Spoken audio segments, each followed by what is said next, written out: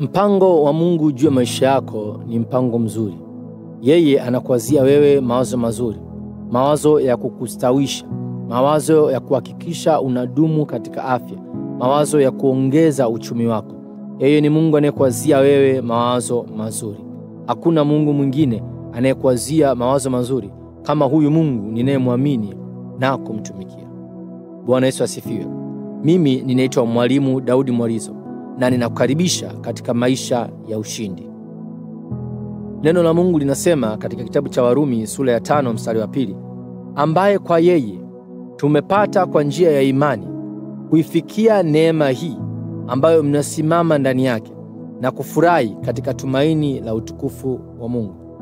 Neno la Mungu linatuonyesha ya kwamba kumbe kupitia Yesu Kristo tumepata neema kwa njia ya imani.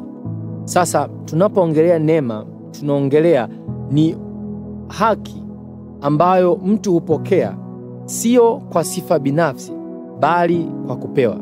Haki ambayo mtu hupokea sio kwa sifa binafsi bali kwa kupewa. Kwa lugha nyepesi tunasema ni upendeleo.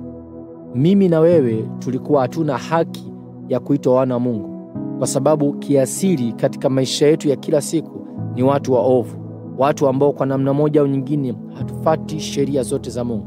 Kama Mungu angelikuwa na kuhukumu wewe kulingana na yale unayotenda, basi sidhani kama ungestahili hata kuliita jina lake. Lakini neno linasema ya kwamba zaidi ya miaka 2000 na Yesu alikuja, akafa pale msalabani, na kisha baada ya siku 3 akafufuka kutoka kaburini.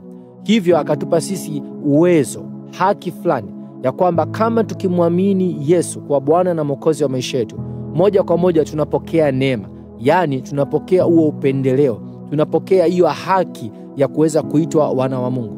Kama nilivyosema, kiasili sisi hatutakiwi kuitwa wana wa Mungu, lakini kwa sababu ya kile Yesu alifanya na vile sisi tumemwamini Yesu kwa Bwana na Mwokozi wa maisha yetu, moja kwa moja tunapewa upendeleo, yani tumepewa neema, na hiyo neema inatupatia sisi haki, uwezo wa kuitwa wana wa Mungu.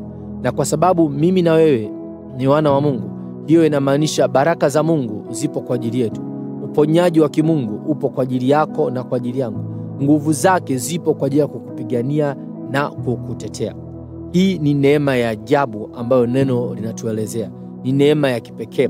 Hakuna sehemu nyingine yoyote ambapo Mungu yoyote alifanya jambo hili kwa ajili ya watu wake, kutengeneza mazingira ambayo yangewaruhusu watu wake waweze kuwa karibu naye kiasi cha kuitwa wana. Ni Baba yetu wa mbinguni pekee. Na ndio maana mimi ninajivunia kuhusu huyu Mungu, kwa sababu ukifananisha na wengine wanaojiita miungu, wale sio kitu. Yeye wa kwetu, huyu Baba yetu wa mbinguni, yeye ndiye Mungu. Yeye amejaa upendo, amejaa rehema na amejaa neema tele. Na kupitia Yesu sisi tumeipata hiyo neema. Kwa hiyo hili ni jambo la kujivunia, jambo la kutembea kifua mbele, kujua ya kwamba kwa sababu umemwamini Yesu, basi wewe umepewa haki ya kuitwa mwana wa Mungu. Na kama wewe ni mwana wa Mungu ambavyo sasa umekuwa, hiyo inamaanisha wewe una uwezo wa kudai lolote kwa Baba yako wa mbinguni, na yeye atakusikia na kukupatia majibu yako. Kwa hiyo tumia fursa hiyo, mtu wa Mungu.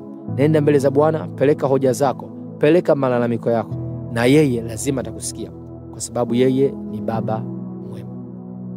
Na kutakia uwe na siku njema, siku yenye baraka. Hili ni jambo la kutafakari.